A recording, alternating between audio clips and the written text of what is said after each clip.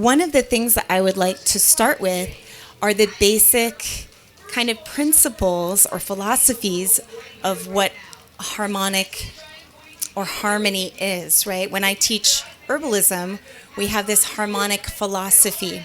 So if you are interested in learning more, my first book is coming out through Victory Publishing in November. So some of this will be written there. So possibly the best way to absorb it is just to relax, to become as comfortable as you possibly can in your body, right? Root down, drop your grounding cord, and allow these ideas to just flow through and see where they sit in your being, right? Anything that is true tends to resonate, like the truth needs no defense, right?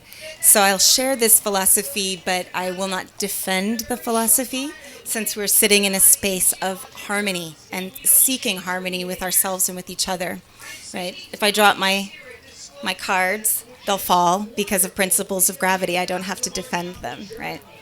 So, all right, harmonic philosophy. What is it? I have a few note cards because I can get a little distracted with all of this. I'm glad I wrote things down. So in harmonic philosophy, the basic beginning principle is the idea that life flows, right? Life flows harmonically. So in other words, life flows and death ceases, right? Everything in life is in relational movement to everything else, right? We start to understand it if you had a chance to listen to my friend Nassim Haramein about quantum theory. We understand, as we dig deeper into the human structure, the material-based structures, that what we keep finding is vibration or movement. So to begin with these concepts, we're going to just break down the time-space continuum on a Post-it note. We're going to do it really quick, right? Because if we can understand it that simply, then we really understand it, right? So space is movement, right? According to quantum theory, space is movement or vibration. And time is an attempt to measure movement, right? That's how we're going to look at it here. Time is just an attempt or a language of measuring what movement or life or space chooses to be, right? So everything, in order to be, everything, every matter-based thing, every vibration, in order to be, it relates with everything else, right? So we perceive this time, this era of time, space, flow, as being somewhat discordant, right? We're seeing this in our societal structures, some of these things that are not relating well to the other, right? So in harmonic flow, we recognize that these things, that everything is related to everything else. You are my relatives. As a matter of fact, our fates have been intertwined since always, right? Right now we're understanding that on the planet more and more, how our fates are intertwined. Whether I have anything personally or like personality-wise in common with you, our destinies on this planet rely on one another, and we're getting a more visceral sense of that increasingly in these times, right? We also were fated here. At some point, we had soul contract to say, hey, let's meet up at DisclosureFest this one year. I'm going to look in your eyes. For me, I'm going to love on you real hard, right? And we're going to share something of ourselves. One of the best ways to understand harmonic design is to actually think of our deeply relational connection with trees, right? Our fates are so intertwined, having co-evolved for millennia with the plant. Well, I call it kingdom, not kingdom. We're not about dominion. We're in kinship, right, with the plant world. We have co-evolved for millennia in such a way that our every breath comes from a tree, and their every breath comes from us. One of the most harmonic natural relationships that we already have is simply with the natural world. We don't have to effort in who we are. Our just our being alone, we have a natural exchange and dialogue and merge with the other, right? In this case, with the tree. So keep that in mind as we talk about that, right? So now to be, we talked about needing to be, Mark, we're needing to be in relation to one another, right? To be. So we're going to talk for a minute also about isness. So isness, or to be, as we mentioned before, is movement.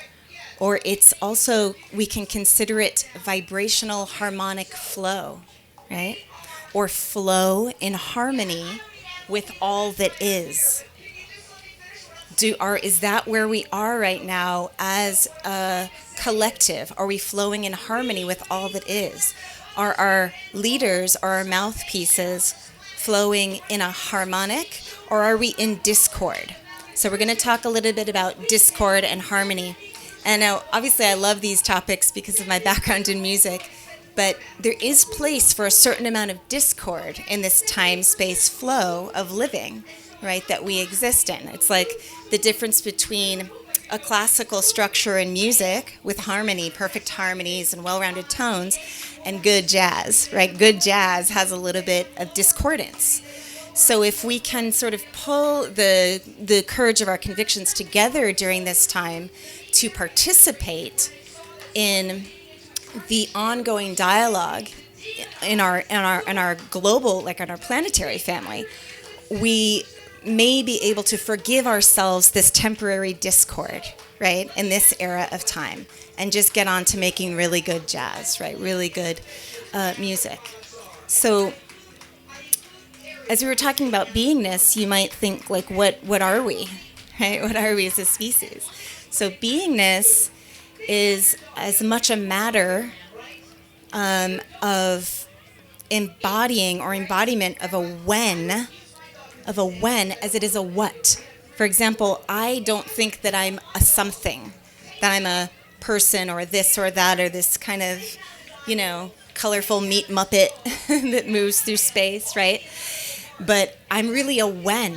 I am interrelated, holographically interrelated and connected processes through time, right?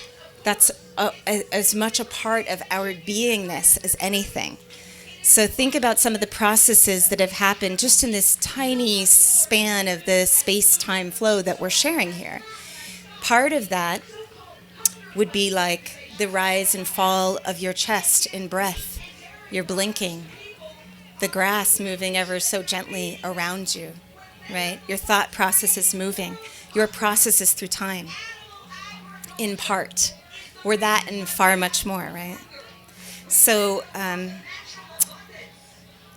also a what, for a minute, I want to think you're as much a when as you are a what. And a what is a form. So we'll talk a little bit in a minute about what forms are in existence, right? But through the kind of herbalism that I teach, right, in the school, Anima Botanica School of Harmonic Herbalism, we talk that through this, or we share that through this harmonic lens, that healing, the wholeness of your being, we also interchange the word healing and holing and wholeness and holiness, right? In order to be in your holiness, your wholeness, it's understood as a verb, as an action, right? Health is an action. It's a movement. It's an action or a vibration. We use this verb to connote awakening and embodiment of what flows harmonically with, in, and as it all. So check in with your body there. Where are you with your body as it relates to how do I feel with it all right now? We're in a little bit of what can seem like a cacophonous, wild space, right? But how are we sitting? Are we able to feel our own breath and heartbeat no matter what's happening around us? Right? This is where your meditative practices kind of where the rubber hits the road, right? It's easy to meditate on a yoga mat once a week, in your shiny shinies and your beads and all of your things. But here we are. Welcome, right, to the kind of Baroque painting of what it is to exist in human form in this part of space and time, right? So how are we flowing with the isness of all that is within and as all that is right now, right?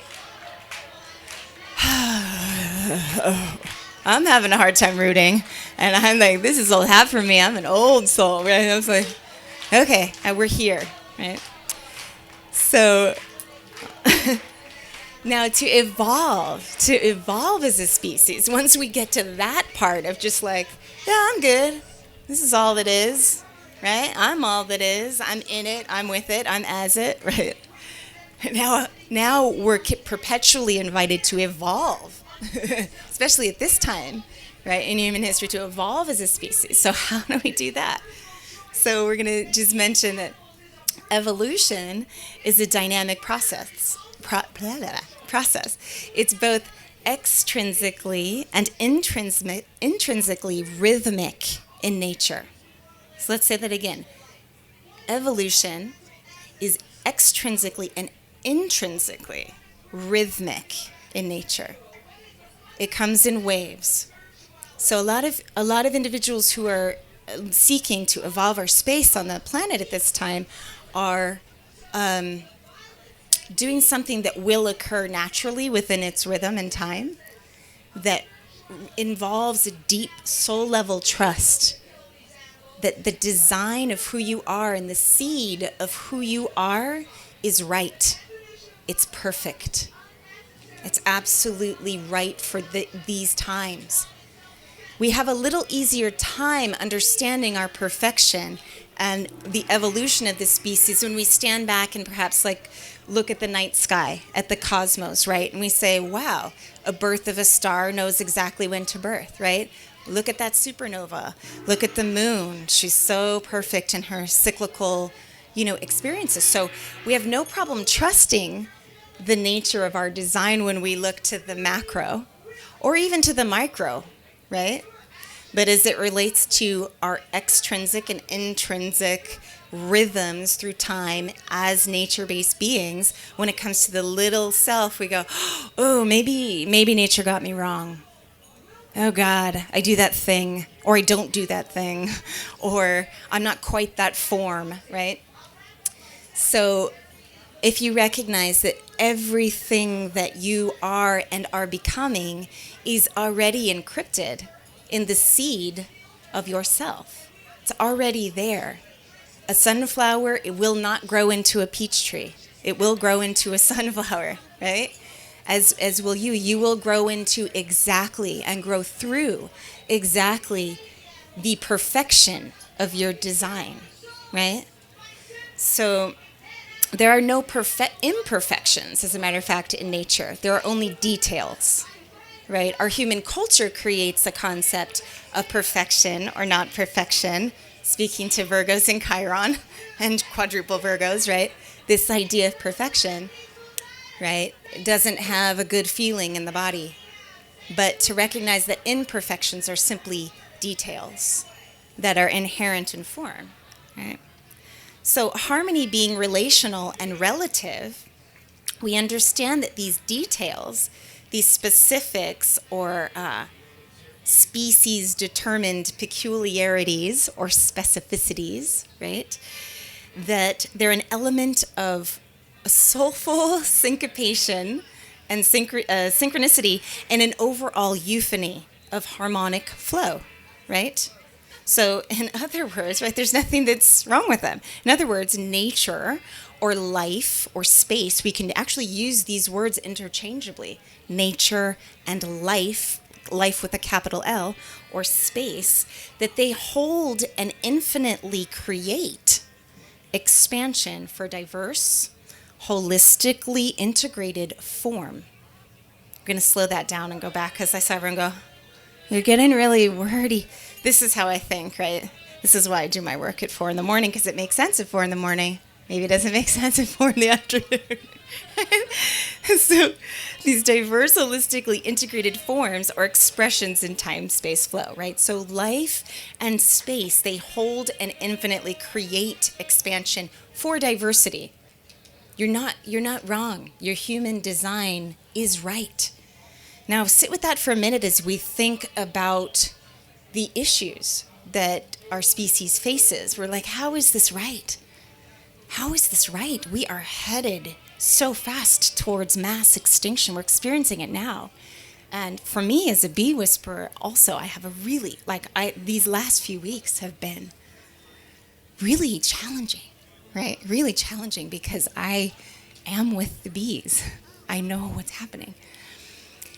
So there's this part that's like, oh, what do you mean, Aleli, that it's perfect? This isn't feeling right. I don't want to see the end of our species. I like to be, right? I like to be in this form that I know so well. This is home for me, our only home, right? This planet. So that seems like a rather brazen thing for me to say, that it's all perfect, that you can trust the design, that we can trust, like, politicians' designs. I am saying that. That's a very strange thing to say, isn't it?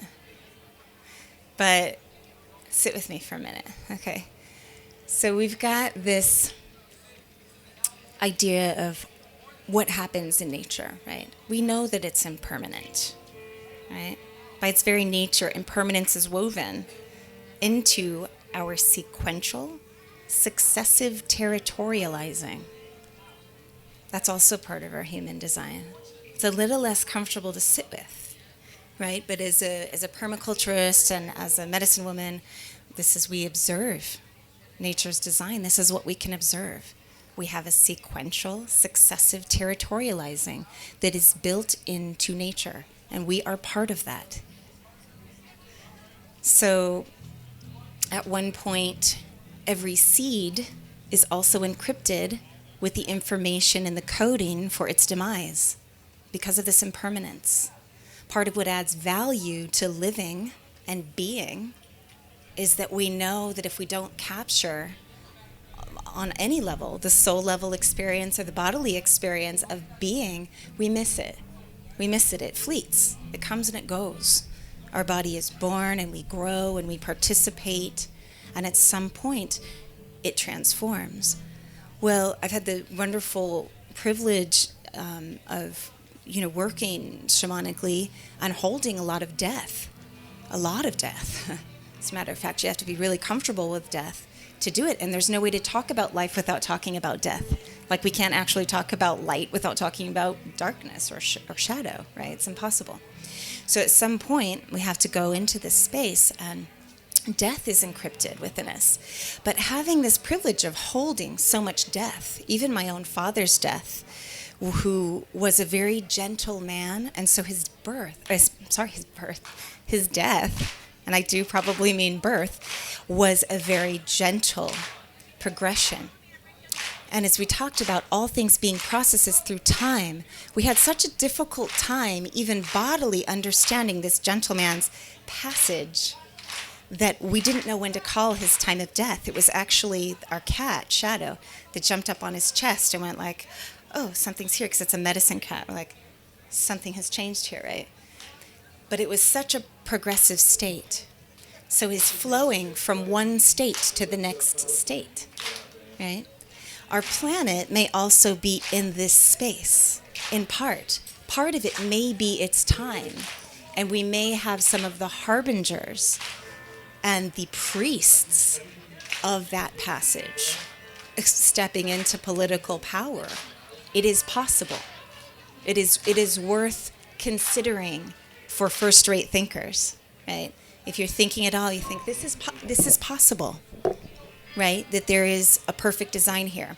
It's also possible that it isn't our time, and we have these successive, right, sequential territorializing, and we're just working out our turf. We're like, we ain't doing that yet, right? Like, I'm here, bam. An anthill takes the full space of an anthill. A bird's nest takes the full space of a bird's nest. And we as humans, particularly those of us who are more soulfully sensitive, actually have a really hard time territorializing, saying like, I get to be, right? Partly because some of our spiritual teachings are about the problematic issues of ego, right? Your ego. Your ego's the bad guy, right? So ego is very much a part of your design. You're not going to get rid of it. It's like standard factory direct. You're born, you get a heart. If you're lucky, you have all your parts. Like if you're lucky, you have all your parts. Y'all are so friggin' gorgeous here, like sitting here fully functional and like robust. Like I feel your energy like you're the lucky ones. We're the lucky ones, right? But if you get that, you also get an ego. And you get tonsils and you get an appendix, and we didn't used to know what those were for either, right? So the ego even has place, and the place of the ego in the being is to give place.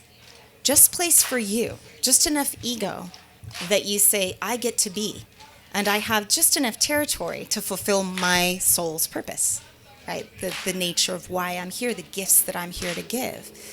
So it's maybe not the voice that we typically hear in these circles about ego, but I'm a little bit of a cosmic troublemaker. Not a trickster, but definitely here on the growing edge, on the weedy, wild edge of consciousness, right? Saying, well, the tonsils weren't wrong. They were part of our immune system. And I feel like the ego is also part of our spiritual immune system, right?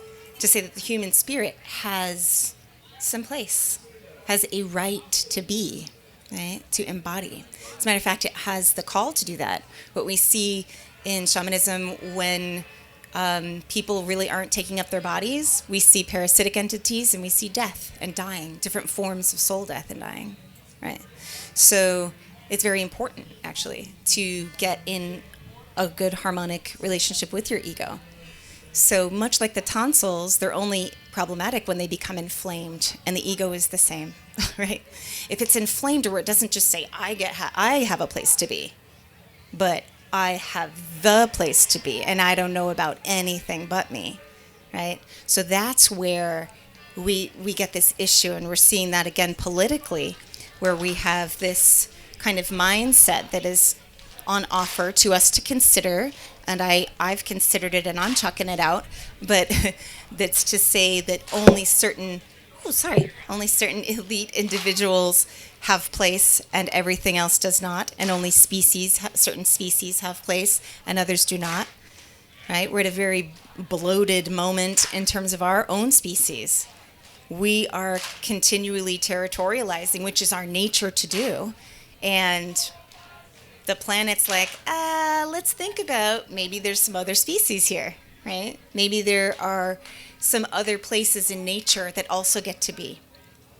So it's an invitation into designing our human settlements, but also first settling in our minds, right? This being our first settlement of what it is that matters to us in order to be.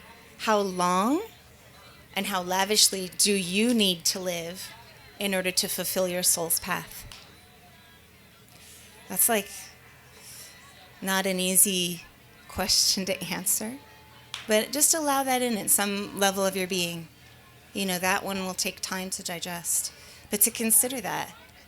Are you in harmony so much so that you say my time and space is here? Like for me, I have my granddaughter being born in a few weeks, and I'm like, okay, moving into baby elder land, right? So in that elder space, thinking, how long do I need to be an elder? Have I imparted? Have I passed on what needs to pass on, right? In terms of that.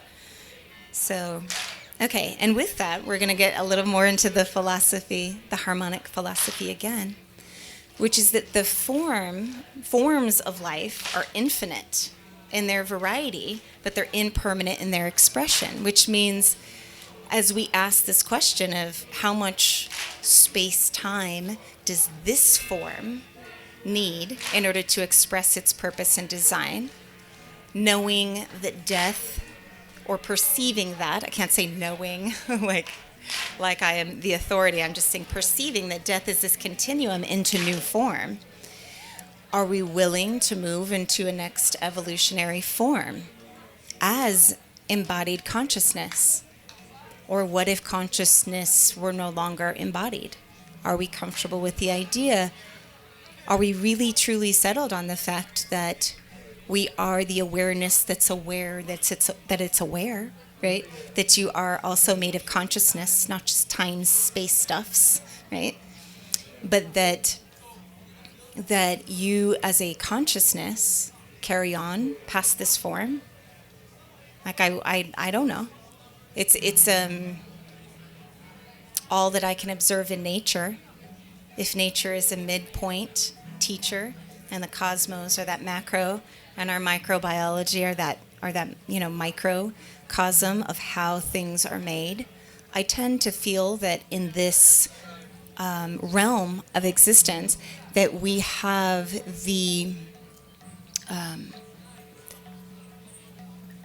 it's not really the task. It's just, again, it's an invitation to look at the idea that even when you die, you don't die, right?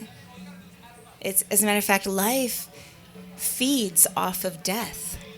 It's one of those things that's really hard to come into a vegan setting.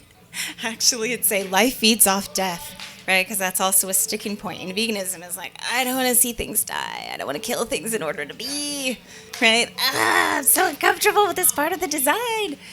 But the plants and the animals have been eating each other since forever, right? Forever. It's what we do. I give my body to a tree when I'm done with it. Hell yeah. Like, when I die, I would love to have my body filled with fruit seeds and fruit tree seeds, and y'all eating my heart fruit and my brain fruit and my womb fruit and my everything juicy, right? It's just like, take it. Existence, have me, And so, and the same thing with a tree is going to eat us, and we eat all this stuff from a tree.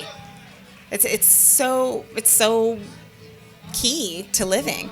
The forest dies without mushrooms and without trees falling and without a million bugs dying underneath. We literally are just always eating the bones of the planet, and she's always eating us back, right? In this kind of tantric giveaway dance of infinity, right? We're always doing this. So these forms that are infinite in variety but impermanent in their form or expression, they're at their essence, movement flowing through forms in infinite variety, right? Every form having all that it needs, so every form being you, that you have all that you need to be wholly expressed for the harmonic duration of the time in space, right? Or your space and time. You already have that. So the idea of scarcity is it's a dis-ease of thought. It's not an easy thought to think like, oh, there's not going to be enough for me. I'm not enough. This doesn't work. This life, my design, I'm wrong, right? These kinds of weird mini panics that as souls we occasionally find ourselves in, right? Everything in nature, every supernova that is born has what it needs to be born, to exist, and to blink out, right? In this grand orchestration of life. So we're going to be shape-shifting into eternity, knowing this. Right? Should we clap along for a minute? They're slapping their asses. That's rad. I kind of want to, just because we're here and we can. Woo! Okay. Also, that was a lot of sort of dense philosophy, right? There's just a little bit more to share with you. But that's just as good as anything right there. So here we go. So where were we? I'm going to take a sip. Do you guys want to take a sip and shake for a minute? Get comfortable. Is it what? What's in here is just dandelion root and violet leaf infusion. Yeah. Yeah. I needed it because I have to compete. So it's a vocal. Yeah. Mm-hmm. Yeah, roots. Eating more and more roots these days. We have some linden and red clover and calendula up in here. It's pretty good. So, there we go. Let's take just a few more, maybe group breaths, so we can just relax, because that was a lot. We'll go into the next. Whew. Are you guys following what's being said? Some of it making sense to you? Yeah? Okay. Is it resonating with you? Are you recognizing useful details for living in it? Okay. Because if not, we'll go an entirely different, I mean, we're not going to go as far as that, but we can go an entirely different way. Because what we want you to have is what you need, again, is a nourisher, right? Every soul having what it's need to fully express the nature of its design throughout, right, your shape shift through eternity. It's there. It's there. And since I'm kind of a mama, grandma archetype, I'm happy to feed you, baby. So it's perfectly orchestrated, right, in this omniversal rhythm. Also, the duration of your life is already encrypted and encoded in the seed of who you are, right? But there's an omniversal rhythm to it, not just universal rhythm. The universe being connected even farther beyond when we really get macro with it, right? And that rhythm, we're absolutely subject to it, right? So if you think for a minute, like, I don't know about all of you, but the astrology of a couple weeks ago was kicking my, like, cosmic booty a little bit. I was a little, like, melted down. I think a lot of people were feeling that. And so this idea of, like, a caterpillar in a chrysalis, right? When it's time for a caterpillar to transform into its next form, it is actually, it's instinctive, but it's actually also sort of helpless to its encryption, right? It's just time. It's time, and so it goes, and it transforms. It doesn't have to choose. It doesn't have to effort. And I think there's a lot of this idea that our personal transformations and our planetary transformations are going to be an effort, that they have to be efforted. Now, we participate. That's different than effort. We participate for sure, based off of what is in our consciousness. But to actually show up and transform, we're as helpless to our processes as the caterpillar. When it is time to melt down unrecognizably to ourselves in the chrysalis and become the caterpillar goo, try to stop it. Try to stop your transformation, right? So you can relax a lot more about, like, I better transform and I better go to all the transformative things, or I'm not going to transform. I'm going to miss the boat. The bus will leave without me. Right? Maybe not. Right? Maybe the caterpillar will climb that branch and spin that chrysalis and melt down and come back and go, what is this? Yeah. But they also love that caterpillar form, right? Can we step into a place of easeful flow with who we are enough that our transformations become natural to us again?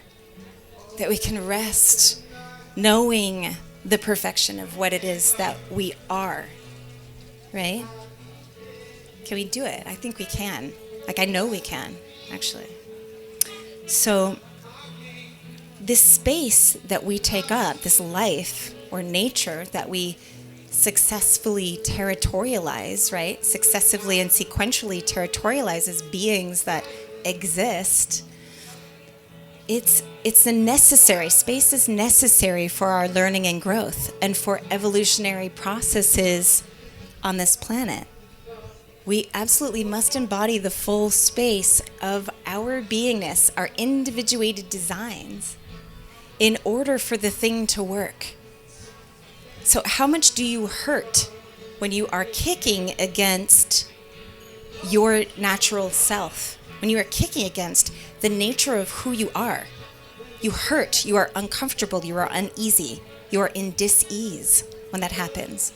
But the second you surrender to the totality of the seed of your creation, of who you are, you can flow in with and all that is.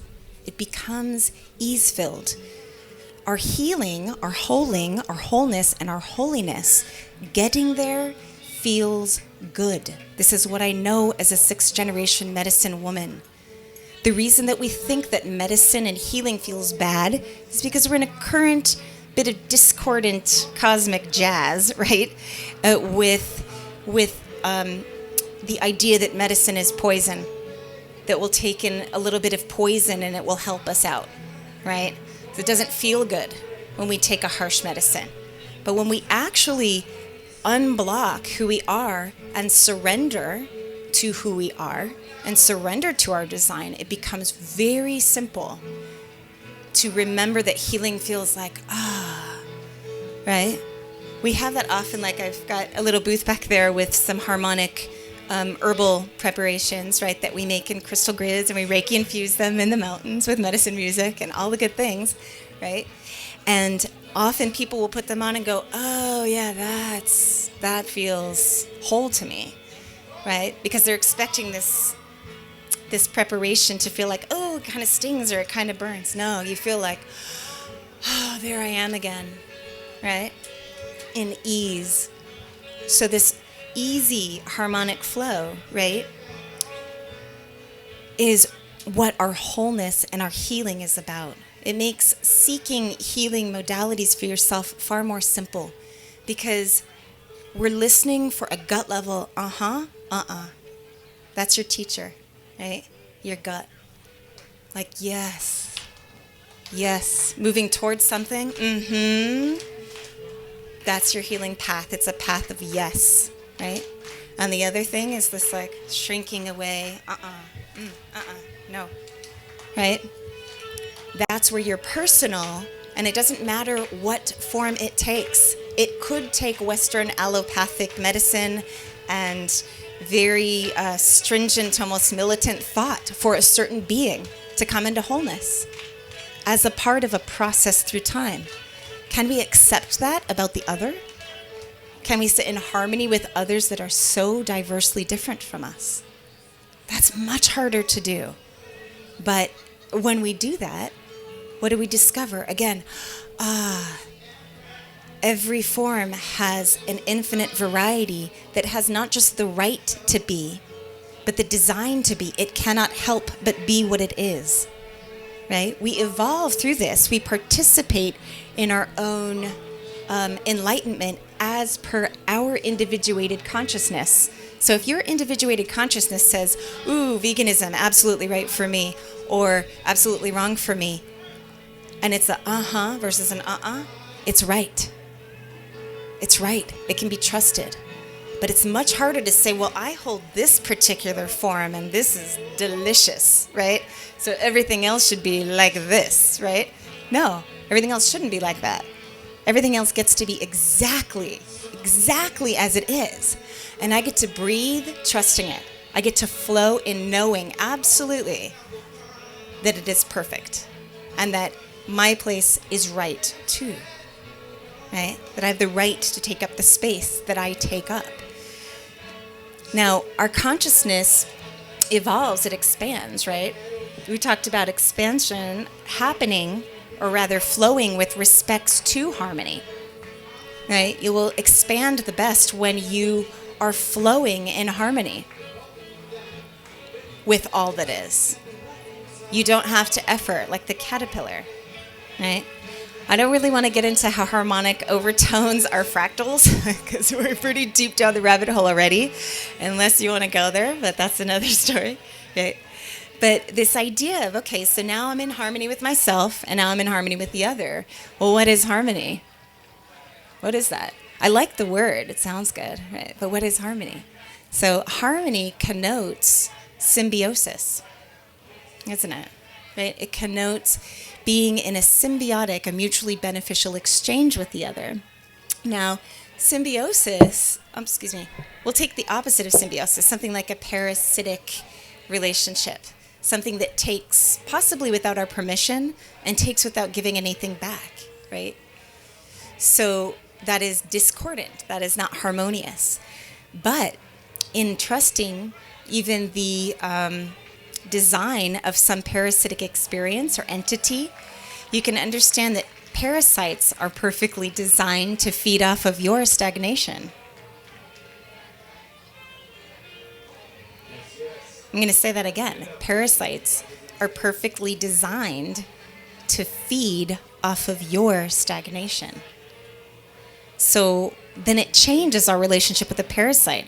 A parasite can become an ally in awakening us to, where am I stagnant? Where am I dead? Where am I dead or dying, right? As a being, especially like emotionally or energetically, getting taken by some kind of parasitic entity, right? We think, well, that's awful, and there's good and bad, and it's a fight against good and evil, light and dark for eternity. Absolutely, probably not. Probably that parasite is doing you a favor by, if you're paying attention, awakening you to this opportunity to say, I was dying there. I was dying there, and I didn't notice. I'm not in flow in that part of my life, right?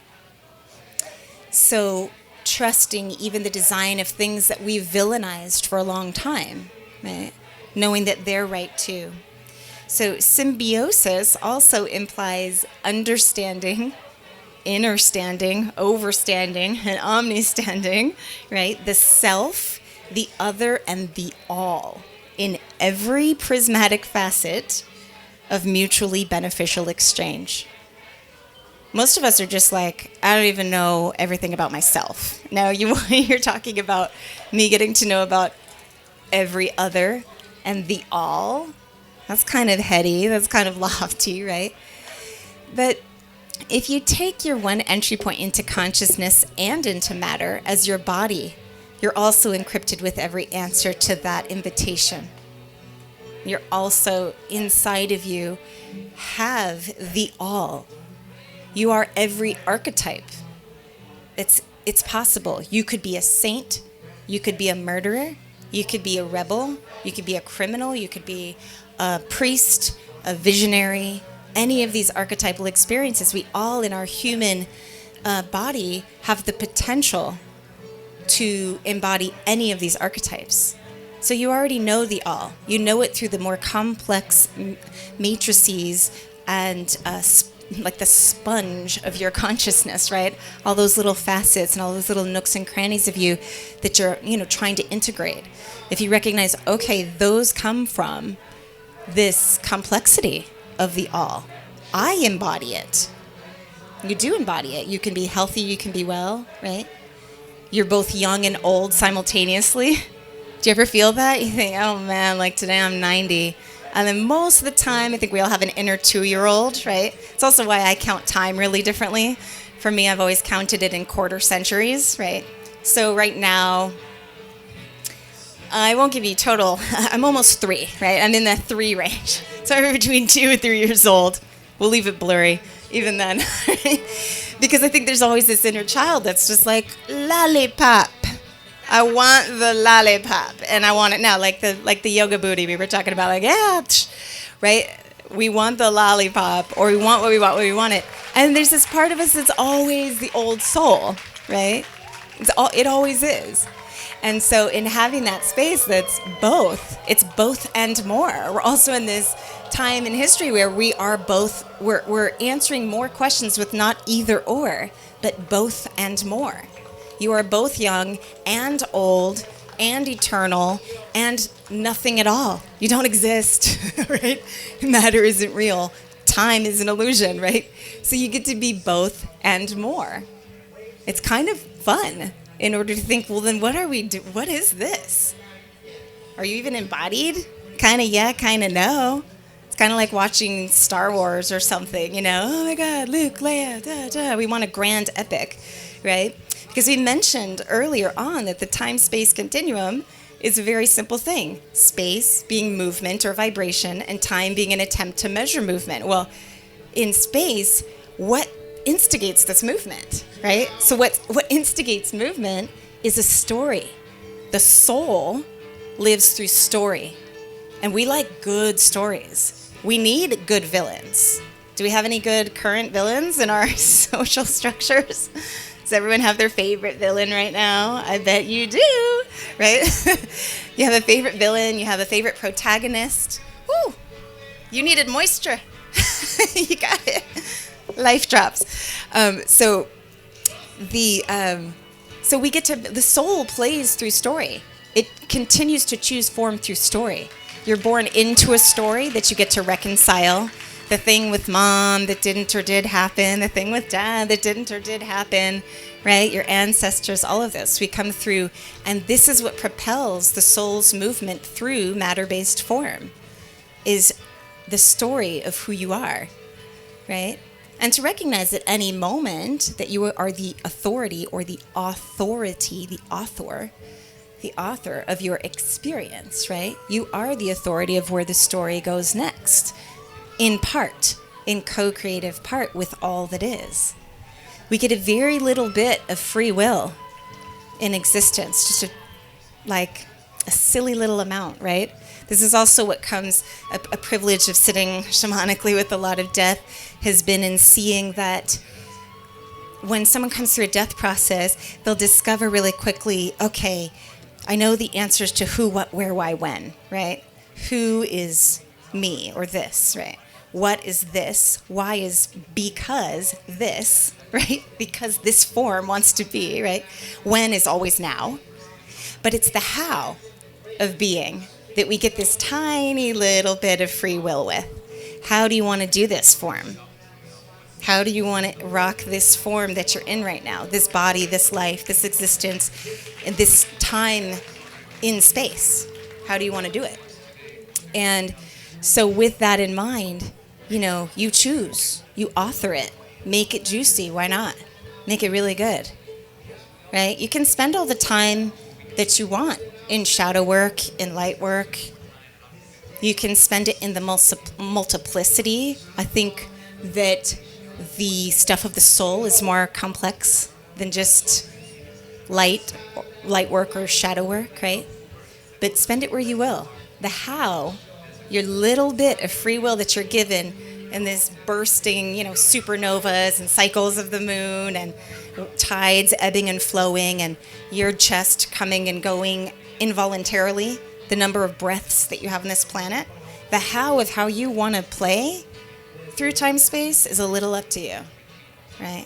So becoming in harmony, all I can say is it feels really good. It feels really good.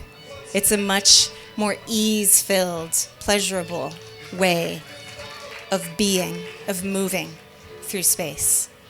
So that extends from you as the center point, right? Like in permaculture, we have this idea of these zones in permaculture design. There's zone 0, and that's where you put like a house in a permaculture design. And then there's zone 1, and you've got your little kitchen garden. Zone 2, animals, whatever.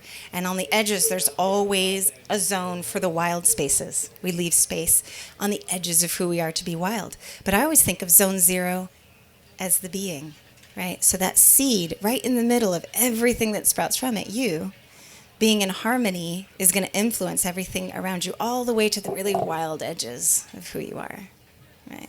The really wild edges that sometimes we have a harder time coming into harmony with because we think that it won't be accepted, right? It's unknown. It could devour us, right? But probably not. Probably not. Probably it's part of your wholeness. Looks like we're going to wrap it up really quick. We could talk about the infinite tantric giveaway dance of certain things, but we won't. So basically, we'll just rest here with this idea of the magnificent consequence of your being, right?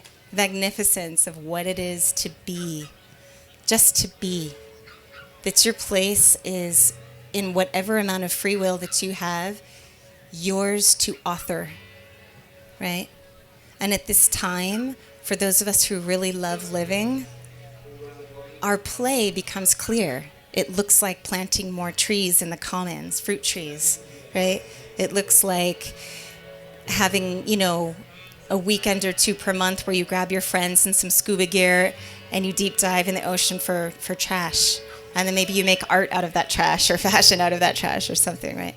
It can look like a lot of things. If you're really loving life and you're paying attention to the all, then you find your place that feels like, yes, that's where I want to be. That's what I can do for the family of life and myself in it, right?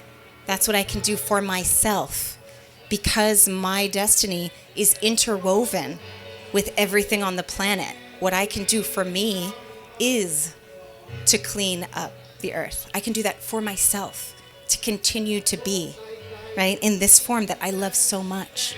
I love life so much, right? So that's really the invitation, and also the prayer of gratitude.